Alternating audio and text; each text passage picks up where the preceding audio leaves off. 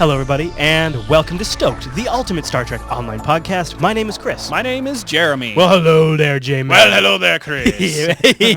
99 of these things, man. 99. In fact, this episode is coming out while we're on the road. Yeah. Hopefully. Magically, through the subspace continuum or something. If this episode came out a little late for some reason, I don't know why. Now you know why. Yeah, we were on the road to Cryptic, and so we probably had to stop and get internet somewhere so we could push the publish button. Right. So, obviously we have a big show today in terms of news. There's a big news event that happened. Otherwise, it's a little bit of a compact news segment. And then we've got a double dose of the Foundry files. Yeah, they decided to take two missions and push, because it's a two-parter. That makes sense. Those crazy kids. So we're going to review both of those in the Foundry files. So probably before we move on much further, we should talk about the big news of the week. The big news is Dan Stahl leaves us. That's true. Yeah, he announced that he'd be leaving. The day our last episode came out. Yeah. And the day that great timing there. We released an interview with Dan in that episode, but of course it was from a week prior. Right. So yeah, he's announced that he's leaving the end of October? I think earlier than that, maybe the beginning of October. Oh, yeah. Very soon. Okay. Yeah, it's sudden. Okay. And so there's been a huge reaction by the community, as you would expect on something like this. Everything, and of course, a few rumors have started. Yeah. Do you want to pick a couple of our favorites? Oh, because this one's dumb. I just want to rant a little bit. Everybody out there that's all conspiracy up in arms about the fact that Stahl's leaving because Perfect World is ousting him, it just doesn't make any sense. Yeah. And I don't want to go into the whole laundry list of all it, but it doesn't make any add up. sense. No, it doesn't add up because he's... Yeah. Well, let's look at it just quickly from a Perfect World standpoint. They bought Cryptic in order to get a foothold in the Western market. If some of these conspiracy theorists out there are like, well, they got rid of Dan so they can replace him with somebody from Perfect World, like some Chinese executive or something like that. That's not going to engender any trust. It's going to lose the foothold that they would have gotten in the Western market. That's not going to happen. And when you fire someone, when you kick them out, you don't let them hang out for a while and continue to post. Exactly. So, I mean, that's just right there. Right. Plus, he's also mentioned that he's moving on to another company. Yeah, but it does kind of hurt where he's going. Zynga? Yeah. Yeah, it's a tough pill to swallow. It is. Because, honestly, I'll tell you, the first thing that came to mind is cheap Flash-based games, which is also what we know Atari's new direction is. Yep. So that was a little bit of like a, really? Although, from the other side of it, Dan Stahl has a history, professional history of making card games and board games. And he worked on the Xbox 360's community area for a while. Yeah, so this kind of development is more up his angle. And you don't know what Zynga's doing. Maybe it's a new game, maybe who knows, right? But it was kind of interesting development. Somebody guessed it in the forum and he admitted to it. Yeah. I thought that was kind of... Well, I think he posted on his LinkedIn or Facebook or something like that, and they called him out on it. Oh, okay. Yeah. So we've got a new nickname, though, for the temporary executive producer. You want to lay it on the folks? Well, let's give a good welcome to Steven D'Angelo, our new emergency executive producer hologram. Oh, yeah. Please state the nature of the emergency producer situation. No, that's not it at all. It's something like that. Yeah. No, that's really kind of a cute little nickname, so I think we're going to go with that. So that would make him the existing chief technical officer, the CTO. Right. And he worked on STO years ago. Yeah, he did an old Meet the Devs post back when it was in beta. I like that. Fancy. He's the EPH. Now we just need an effect for that. So hopefully we'll get a chance to talk with him in episode 100 when we go down to Cryptic. We're going to put a camera in his face and ask him what's up. Yep. So FYI, prepare for that. I do want to give you guys kind of a heads up. he's not new to STO. He actually apparently contributed the lion's share of the actual code of the engine and everything that's in Star Trek Online. He says it's like being home again. Yeah. So he started on the STO team apparently when they first got the IP. And according to, I think it was Heretic, it says his desk, his cube, his office is filled with Star Trek stuff. Well, we'll be able to verify that. Yeah. He's got time to still decorate if it's not. So he's a big fan. Now, of course, a lot of different people are scrounging for anything they can find that Dan Stahl's had to say recently. So Priority One did an interview with him as well. Yeah. After the announcement, so you can catch ours pre-announcement the day of, and then Priority One's post the announcement just a couple days later. I wish I would have gotten a chance to listen to it prior to us recording this episode. I'll probably pop it in while we're on our drive down. I only have one thing to say. Dan Stahl, Jeremy. He was the most human executive producer I ever knew. So true. Actually, it really is true. One of my favorite things about Dan was his openness with the community. And when he stepped in after Zinkovich had to step out, I felt like Dan really had a vision. I mean, he pushed through a lot of stuff, a lot of the greatest changes we've seen since in the last, year? And he's had a difficult hand to deal with over the past year with all the transition between the code merger and the transition from Atari to Perfect World. And Hopefully and the dropping off of staff and everything like that. I mean, honestly, I've been worried that he would burn out just from his, late hours on the forum, very passionate responses. Those are all signs of somebody who's working on a short fuse is going to burn out. Yeah. Actually, that was, I think, if I recall correctly, one of your first reactions to hearing his news was, yep, kind of saw that coming. I honestly wasn't that surprised. I was just bummed. Yeah. Because I thought he's been a great, well, at least from the outside, he's been a great EP. So it's been from our standpoint, it's been good to work with him. I've never trusted Zynga, and I never will. I can never forgive them for the loss of my producer. I agree, Jeremy. That's beautiful. That's beautiful. All right, moving on. Any other thoughts on the Dan Stahl stuff? No, let's move on to something a little more fun. We've gotten a bunch of information from Gozer recently about the upcoming loot that's associated with the upcoming Special Task Force. The new changes to these STFs are I'm liking everything I'm hearing. We've got. Are we going to save the loot picks for the tweet leaks, or do you want to throw them in this? No, let's do this now because this is actually not apparently loot. But it's a special cosmetic reward that you can get from doing these. I guess maybe an unlock might be the right way to that sounds like the right way to put it. For in the Taylor. Yeah. These look fantastic. Amazing. So you've got like this medieval Klingon looking one that has got this incredibly epic helmet and an incredibly new batleth. Yes, and an incredibly mean-looking batleth, right? Yeah. And then, of course, you flip them around, and they got that fantastic cape with the Klingon embossed logo or whatever, or burnt on there or whatever it is. Yeah. So those are one of the things I love about the Klingon armor is that even though it does look antique, it does look medieval, like you said. There's also elements of tech to it. Like there's a little shining red light on their back plate, so it keeps it modern as well. Yeah. But there's also the neutral one, which is the Kelleran Infiltrator, I think is called the name of the set. This one seemed very mercenary to me, and you and I talked about how fun it would be to do a STO character where your character lived in the Fed universe, but you didn't work for the Federation, you were a mercenary, and this would be a great outfit for that person. Absolutely. And there's probably a great many people like that role play as members of Section 31 that would probably wear this outfit, things like that. But there's also a Federation version as well. Now this one does really look classy. the most Federation, the most Starfleet, I guess would be the better way to say it. The only thing I'm personally worried about, because my character has a big head, is what is that helmet going to look like? You might have to go no helmet and then just come up with some sort of canon character bio reason why your guy can breathe in space. I'm hoping that it's got a gigantic dome on it when I put it on. I don't know. You got a big head. I don't know. Morphs to his head size. Although it might be kind of funny to just see the top of his head sticking through the helmet. I don't know. We'll see how that works out. We've got links to the costume pictures front and back in the. Do we have backs of the Fed? No, we don't. Yeah, it's just the Klingon All right. detail. But also, along with this is some information on the backstory of who was previously Captain Devak and is now Admiral Devak, who is a Klingon admiral in Starfleet.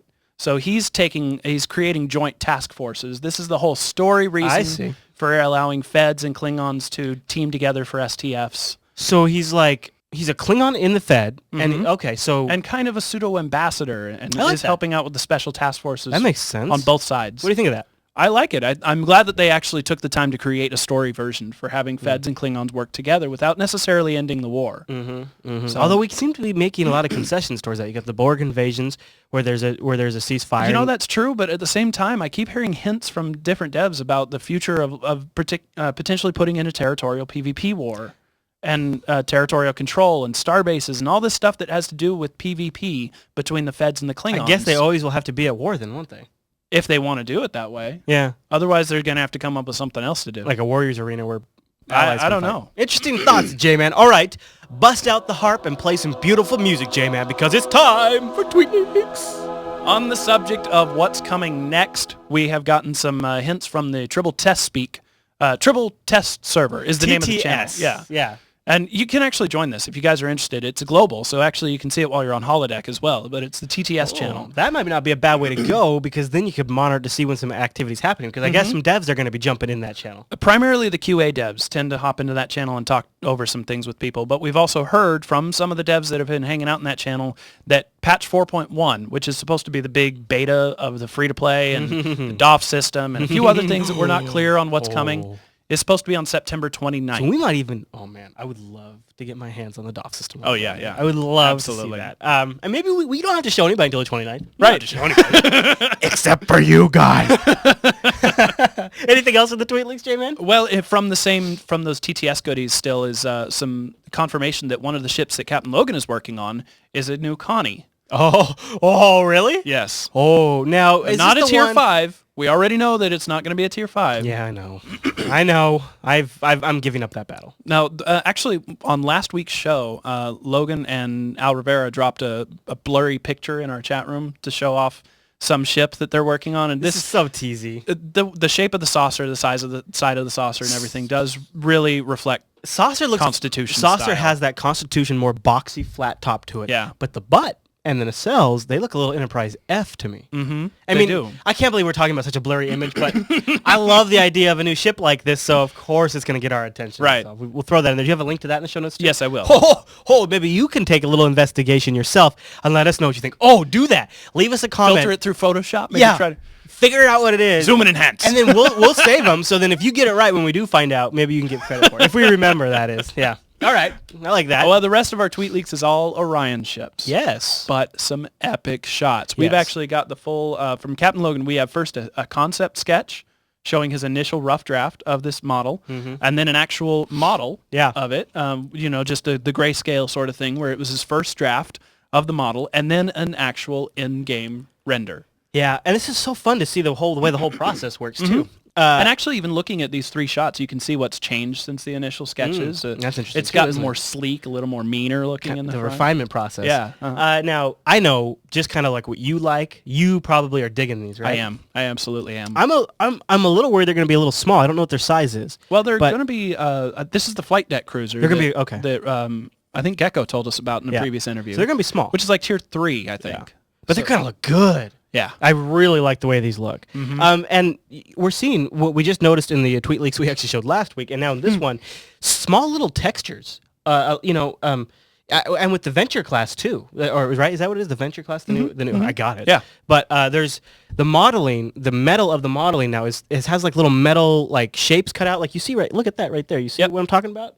I'm really digging that realism. Yeah, you always love that kind of thing, where it looks like an actual hatch you could open up and work on the innards or of the like ship. a component you could replace and stuff because it makes it more practical to me. I love that. Although I'm not really a big fan of the big turbo lasers sticking out the front. It's a little Star Wars-esque there. Well- But the rest of the ship really has me excited. Yeah. And the fact that this is going to be a carrier available for lower-level Klingon players so they can get used to using Yes. because right now... This is going to be a great lower level Klingon ship, isn't it? Yeah, it really is. As long as you like the Orion ships. I mean... You do like spaceships, don't you? You do. Internet. That's everything in Tweet Leaks, right, J-Man? That's it. All right, let's move on to the Foundry Files.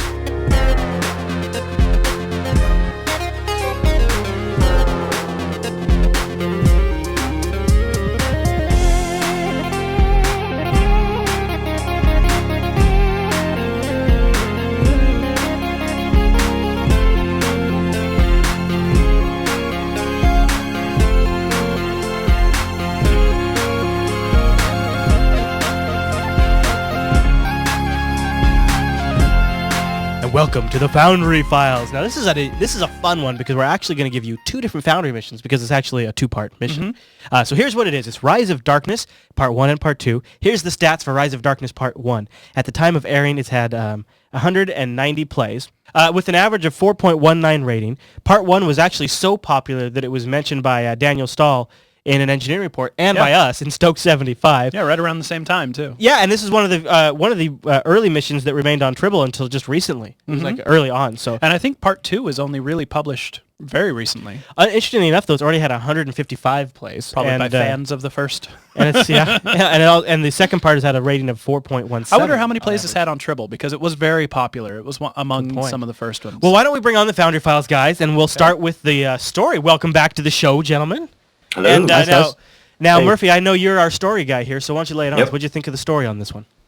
The story was really well thought out, and you can tell this is a heavy story mission because there are 210 dialogue pop-ups between the 2 missions. Oh my, you counted? Well, we screenshotted them all for later use. So, okay. Oh, wow, you That was the guys total. work hard. I mean, that's impressive. Yeah. so anybody who enjoys this great story, this is a mission for you. And so the story goes, your orders from Starfleet this time are to investigate the Dreon system and to locate a missing Starfleet vessel, the USS Venture. And when you enter this system initially, you are attacked by these unknown hostile alien fighters. So when you first engage one of these... I want to you talk think- about those more when we get to the gameplay segment about those individual little fighters, so Yeah. don't let me forget. Okay. All right, when you go after these alien fighters, they don't blow up right away. And you're like, whoa, these things are super powerful. And so during this part of this mission, you have to find the Venture that's gone missing, locate any survivors, and figure out who are these aliens and what are they up to here. during the course of the mission too, you'll make contact with the Voth, which were a species from Voyager that evolved from dinosaurs on Earth, and they're from one of the episodes in Voyager. And throughout the series, actually, you'll get to interact with them and learn more about them. I'm really impressed with the way that this player managed to pull off the Voth. Several different things in their Foundry. Yep. That's a big spoiler for part 1, but they actually figure very heavily into part 2 of this mission, so it's worth bringing up. But what about the actual story that takes place on the surface of the planet? Let's get into the little details about like the big bad guy and everything like that. So you're going to beam down to the planet, interact with the native species, get your crewmen back, and there's like this faction that will help you out in locating who these alien bad guys are, because there's something going on this planet that involves these aliens that have been attacking you. And eventually you'll come into contact with these aliens known as the Jathas, and they are super powerful. And after you encounter them the first time, you're like, these guys could be a major threat. Mm-hmm. I really I want to applaud the author in making this, in managing to make a powerful alien using nothing but story. He didn't have to rely on, I mean, the fighters figure into it a little bit, and again, I'll come back to those, but the story of it, he makes the Jathas into a very big bad guy without having to make you have to fight them in person. Really? Okay. Yeah. And then when you do end up having to fight them later on, they're not super powerful, and there's a story reason for that as well. Okay. It's for why you can stomp on their faces. And it also sounds like some interesting use of different races, too, which is always fun in a Star Trek game.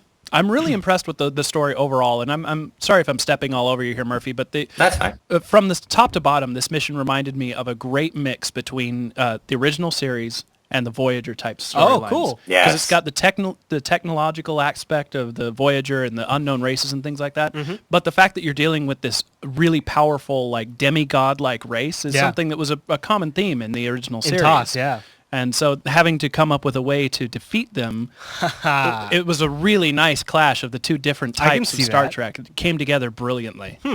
Yep. Yeah. Going back, there was one other thing that I thought was cool is they actually go and talk about the Shellyak, which were from one of those TNG episodes, Ensigns of Command. Yeah, like an early season 3 episode. Yeah, they weren't a humanoid species, and that's what I thought was cool. And the Foundry author actually went back and mentioned these guys during the mission, so that was a nice touch. Yeah. See, another nice use of a race there. Well, actually, when you first get into the first half of this mission, you think that they're the bad guy that you're going to be going up against. So, Murphy, now, do you want to give a score for both Part 1 and Part 2? Yes. Part 1 got an 8.54, and Part 2 got an 8.63. So very good scores in story for these two missions. Wow. As I recall, that's the highest we've seen so far on the Foundry files. I think it's second highest. Okay. Spirits Ramak Nor was higher, I believe. But yeah, these are still definitely very respectable. That's rocking. Well, something else is looking respectable is the technical section. And Irish, that's always your lead-in. So why don't you give us a few of your thoughts on the technical section of this mission, or these two missions? Yeah, this is a fun one. The technical section here is going to fall more on kind of the maps and on the art stuff. The only way to describe it, anyone who's into Foundry building missions or just wanders around maps like Morphe and gets lost all the time because they're looking at the shiny. This is nerdgasm stuff. This is literally the best creation of maps I have seen in any missions, cryptic, player-based, or anything. It's fantastic. I completely agree. Really? Every single environment that's been created, and even the space environment, which can come off and sometimes boring occasionally, has really nice little touches to it. I know. I can already tell I'm going to play this one after the ground maps, though, that they've created. You remember this one, I'm sure. This is the one with the shuttle bay. Oh, yeah. It was built on the floor below. Yes, I was very impressed by that. Yeah. And so since the version that was on Tribble, though, this author has gone through and created even more maps for that first one. And all of the maps for the second one are just as incredible. So this is really high quality stuff. Yes, absolutely. And the environment building in this is absolutely top. Well, and Irish says he compares it to anything Cryptic has done, too. It stands up. I would. Yeah. There's very few things I've seen. The featured episodes are obviously they've got more toys to play with when they're deploying those. They have better environment. Like, for example, the city from Cutting the Cord. That's just amazing. We don't have those tools. This guy has gone in, and one of the ways he's done this is he opens up, I think it was Starbase 39's map, and he builds about maybe 20, 30 feet of space from the ceiling to put the floor in, which means he can build 2 floors on the upper ceiling and use the windows to give you sky views. And then that's how we created the drop-down core, which goes down to the floor of the Starbase. Clever. So it's fantastic the way it's done. It's just such a simple trick, and it was done so early in the Foundry. Like, this he's a genius with the maps. He really is. He almost has like intuitive instinct to it. Yeah. Yeah, it's and the thing is, you're going to find later, and this kind of links onto what Weeby's going to talk about in a few minutes, is that it's his strength, and I think he overplays it a little bit, especially on part 2. There's maps agree. in part 2 there we I go. actually agree, and I'm wondering, did you guys mark him down when we get to the score? Tell us a little bit more, because you're right. He makes these incredible maps, but there was at least one map that comes to my mind that was basically like, well, that was really cool, but it was kind of pointless. Yeah. Okay. Yeah. I wasn't going to spoil it, but I will give you an example. There is a shredded nacelle map. So you go up into the nacelle of the Venture. Cool. It's brilliantly done. You can see through the superstructure. You can see the comet in the background, which is a common trick he uses to show you that there's space outside. Mm-hmm. But the problem is, you literally run into the map. You do, as I call now, getting lost, watching the shiny is doing a Murphy. You go in there, you see all this cool stuff, you click on 2 pieces, and you're out. And like, how long did that map take to make for me to do so little in there? Right. Wow. It's all you did was F your way through it. But hey, you know what? I say if he did it for the enjoyment of it and you enjoyed it, then then it's not time wasted. Irish, you're starting to break up a little bit, but did you want to give us your score on the technicals for both parts? Yeah, sure. Part 1 scored in 8.75 and part 2 scored in a 7.93. Both pretty strong. Now, despite the second half scoring lower, I do want to go ahead and spoil something, because part 2 of Rise of Darkness had a complete OMG moment. Oh, really? Like, I had to shut off my engines. I had to stop, catch my breath, and kind of relive the moment in my mind. Whoa, really? You get beamed inside a Voth city ship in part 2 of this mission. Oh, cool. And is it well done? Yes. There's one thing to that to watch out for. I made the mistake of not seeing the little beacon you're supposed to stop at. Mm-hmm. And what happens is when you get near that thing, there's an invisible wall comes up, and if you're on the wrong side, you're talking about a 10K flight up and back over it to re-trigger the event. Yeah, that can happen. And that's, again, what I kind of mentioned earlier, is some of the limitations of this mission are Foundry limitations. Yeah, that's what I was going to say. That the author has kind of had to fudge his way through getting around, and not all of them work. Right. And that particular trigger of a series of events of getting beamed inside the Voth City ship actually, could go terribly awry. That's a great way into Uwe's segment, the gameplay portion. So, Uwe, why don't you give us your thoughts on the gameplay in this mission? Well, I think the first thing to note is, if you're one of those Foundry players who decides to just blunder the way through the mission and just get the accolades from the different enemies that you fight, then these missions will not be for you. The combat in both space and ground, respectively, sort of is controversial.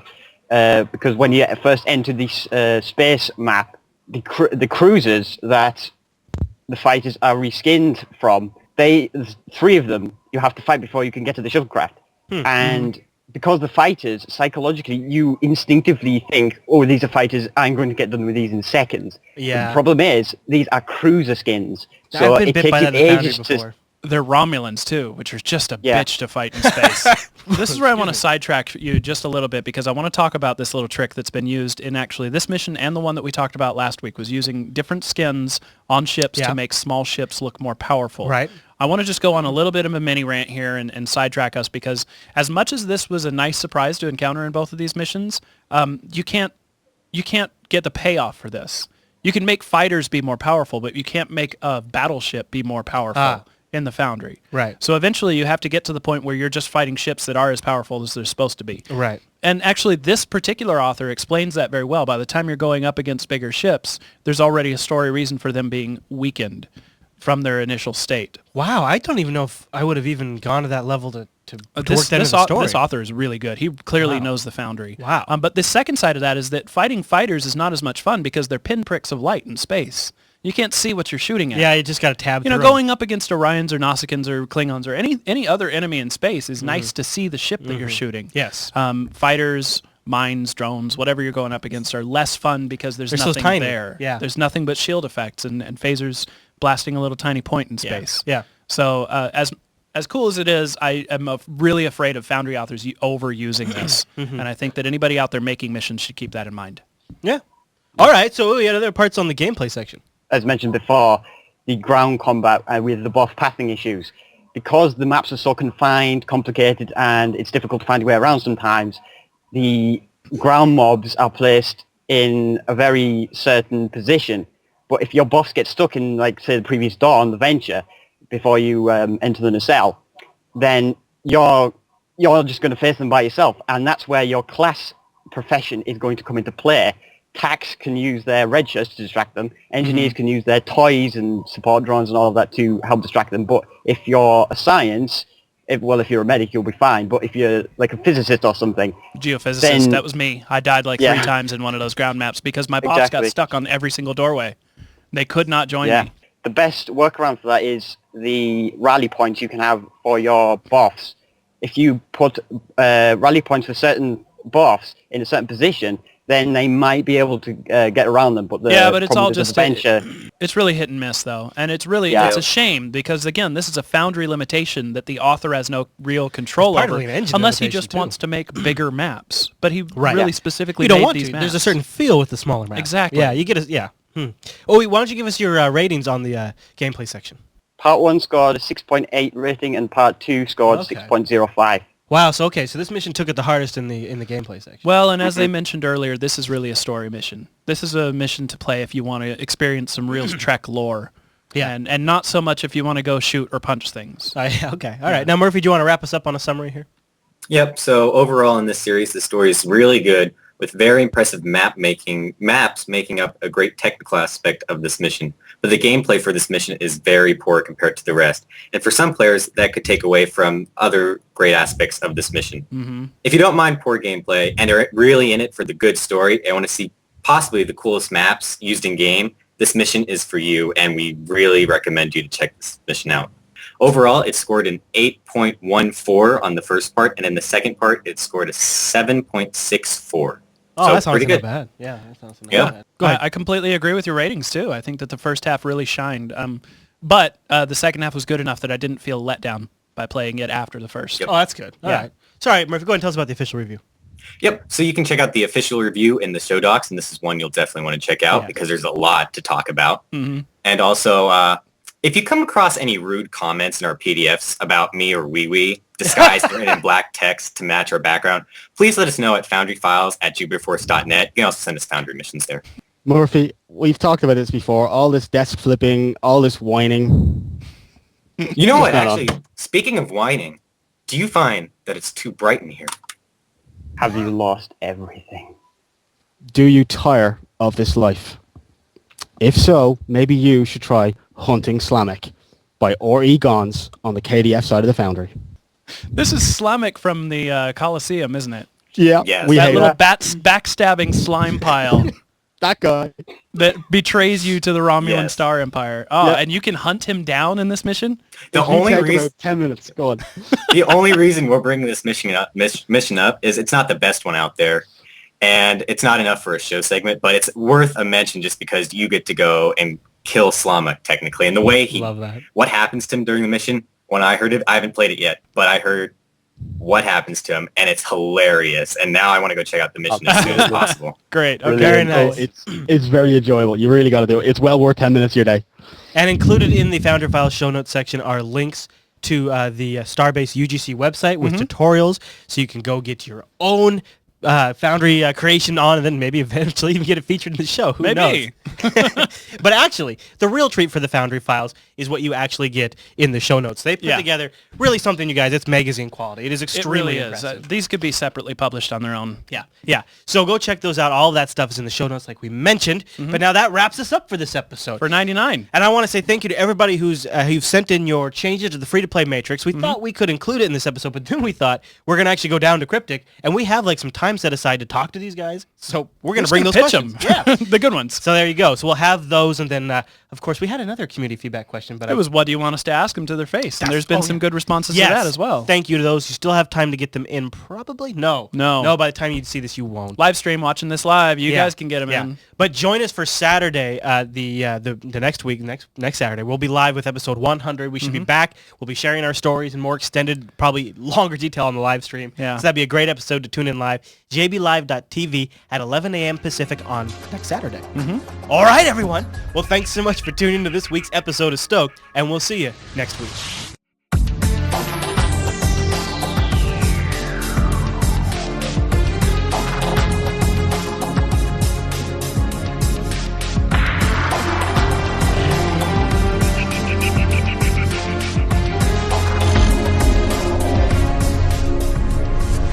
That's enough Star Wars. You got your fix, dudes. Yeah. There you go. Put your lightsabers away. Put your lightsabers away. Put on your Vulcan ears. Get ready. It's Stoked 99.